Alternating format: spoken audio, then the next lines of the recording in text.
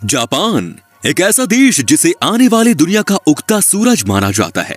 इस बात में तो कोई दो राय नहीं कि टेक्नोलॉजी के मामले में जापान को कोई टक्कर नहीं दे सकता।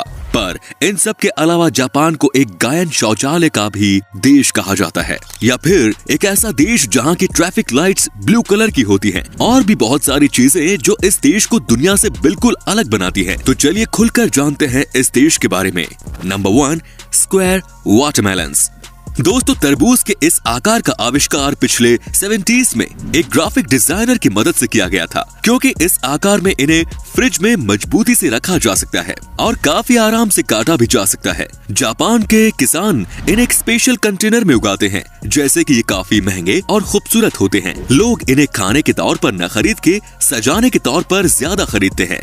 Number 2, ramen noodles bath. Hakone में बसे इस यूनशान स्पा रिजोर्ट में सुअर के मांस का सूप और रामेन नूडल्स खिलाकर लोगों का दिल बड़े आराम से जीत लिया जाता है। जापान के काफी लोग इसके पीछे दीवाने हैं। उनका ये मानना है कि सुअर के मांस का सूप उनकी त्वचा के लिए बहुत लाभदायक है, क्योंकि उसमें भारी मात्रा में कोलेजन पाया जाता है। Number 3, bizarre flavour of KitKat. Chilli paper, wasabi, sweet potato, grill corn, soybean, salt watermelon, mango, green tea, ये सब बस कुछ किटकैट के छाटे गए फ्लेवर्स हैं जो जापान के लोग खाते हैं। इनमें से आप कौन सा खाना पसंद करेंगे, कमेंट्स में जरूर बताएं। Number 4, fake food. जापान के कुछ एक्सपर्ट्स प्लास्टिक और वैक्स की मदद से खाना बनाते हैं, और वो भी देखने में उतना ही लजीज लगता है जितना कि असली खाना लगता है। जापान के कितने ही रेस्टोरेंट्स इन प्लास्टिक के खानों को अपने रेस्टोरेंट्स की खिड़की के पास लगाकर भूखे इंसानों का ध्यान खींचने की कोशिश करते हैं। और आपको बता दूं कि इन प्लास्टिक के खानों को तैयार कराने में बहुत ज्यादा पैसे खर्च होते हैं। Number 5, rabbit island. 1940 की बात है, जब वैज्ञानिक ओकुनाशिमा आइलैंड पर कुछ चूहे लाए और उन पर टेस्ट करने का सोचा। पर कुछ महीनों बाद वहाँ उनकी तादाद इतनी बढ़ गई कि लोग वहाँ घूमने जाने लगे और अब वो एक टूरिस्ट प्लेस बन गया। Number 6, Purikura machines. किसी बूथ में फोटो लेना कोई नई बात तो नहीं, पर जापान ने अपने अनुभव से उसमें एक नया मोड़ दे दिया।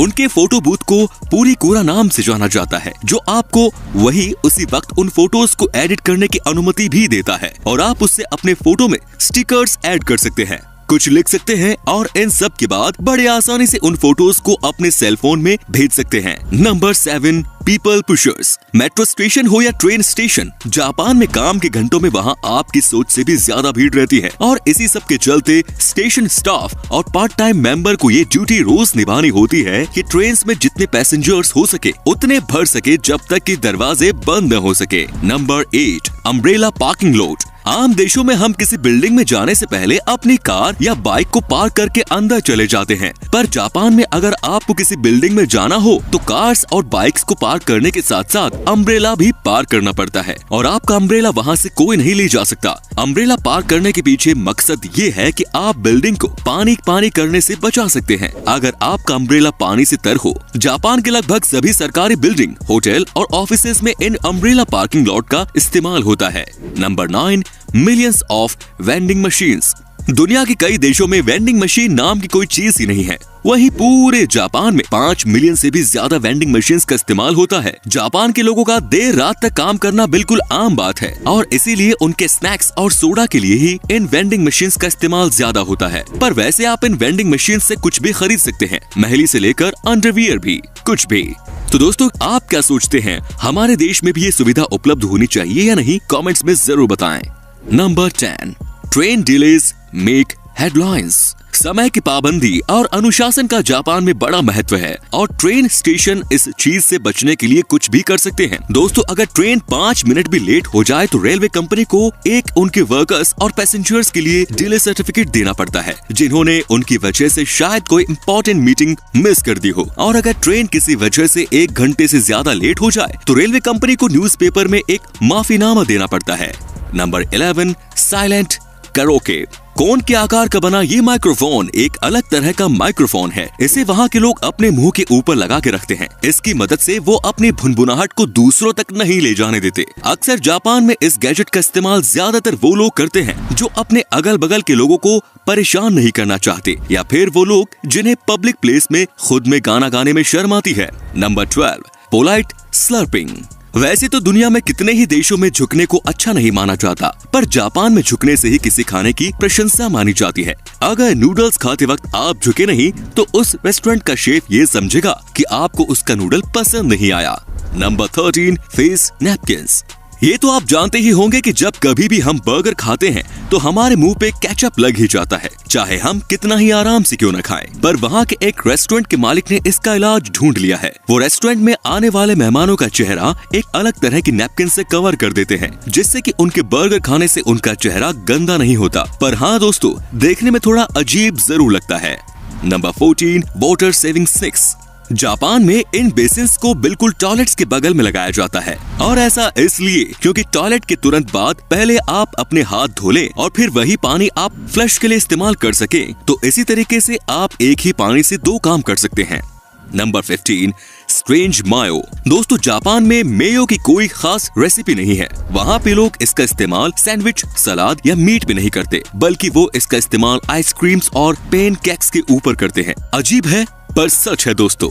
Number 16, naps at work. Japan में अगर किसी इंसान को झपकी लेते हुए पाया गया तो उसको मेहनत से काम करने की निशानी माना जाता है, और इसीलिए वहाँ झपकी लेने को बिल्कुल गलत नहीं माना जाता। पर अगर हमारे देश में ऐसा कर दिया जाए तो उसे तो काम से निकाल देंगे, है कि नहीं दोस्तों।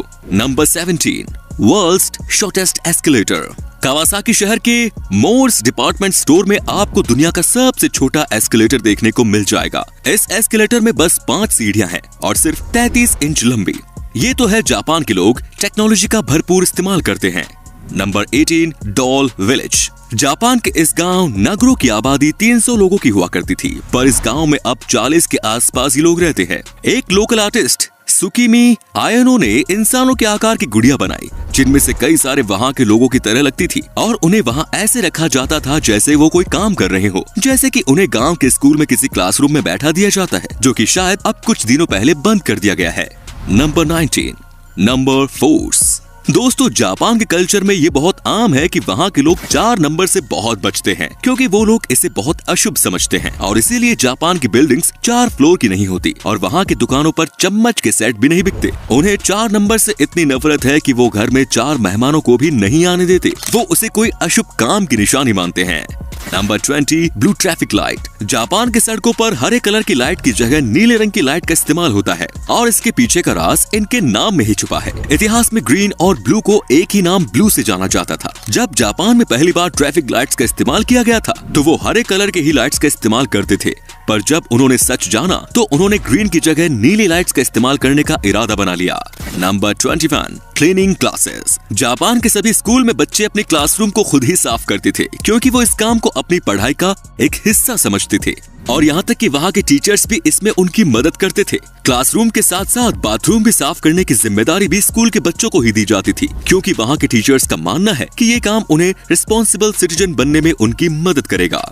Number 22, footpath train. सुडोई टूरिस्ट ट्रेन जापान की एक ऐसी ट्रेन है जिसमें ऐसा नजारा देखने को मिलता है जो आप सोच भी नहीं सकते। इस ट्रेन में फुटपाथ की सुविधा भी पाई जाती है। खुशबूदार सरों के पेड़ की मदद से बनाए गए, और इसमें हल्के गर्म पानी का इस्तेमाल किया जाता है, जो कि पैसेंजर्स को काफी आराम देता है। Number 23, futuristic toilet. जापान के टॉयलेट्स आम टॉयलेट्स की तरह बिल्कुल नहीं होते। ये बहुत ही अच्छी तकनीक से बनाए गए हैं। इन टॉयलेट्स को इस्तेमाल करने से पहले आपको पता होना चाहिए कि आखिर इसमें मौजूद इन बटन्स का मतलब क्या है। इसमें कई अलग तरह के ऑप्शंस पाए जाते हैं, जैसे कि अगर आप चाहे तो टॉयलेट सीट को अपने मुताबिक गर्म कर सकते हैं, आप चाहे तो गर्म पानी स्प्रे कर सकते हैं, और चाहे तो आप गाने भी बजा सकते हैं। दोस्तों, जापान की इस टेक्नोलॉजी के लिए एक लाइक तो बनता ही है। Number 24, crazy flavour ice cream. Japan के लोग खाने के अजीब अजीब जोड़े बनाते हैं और उसे बड़े चाव से खाते हैं। उसी में से एक है ये आइसक्रीम फ्लेवर। आइसक्रीम फ्लेवर के नाम पर जापान के लोग घोड़े का मांस, कैक्टस, चारकोल, लहसुन का इस्तेमाल करते हैं, और ये सब इनके लिए कोई हैरत की बात नहीं। Number 25, space saving parking lot. दोस्तों, जापान लोगों से भरा हुआ देश है। वहाँ के लोग पार्किंग लॉट्स के नाम पर जगह की बर्बादी बिल्कुल नहीं करते। जैसा कि आप स्क्रीन पर देख पा रहे होंगे किस तरह वहाँ के लोग मल्टी लेवल गैराज का इस्तेमाल करते हैं। Number 26, robot run hotel.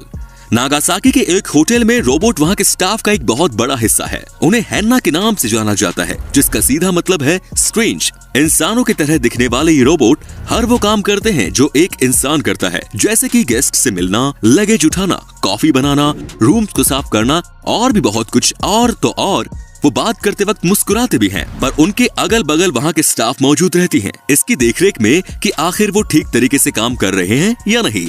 Number 27, cafe companion.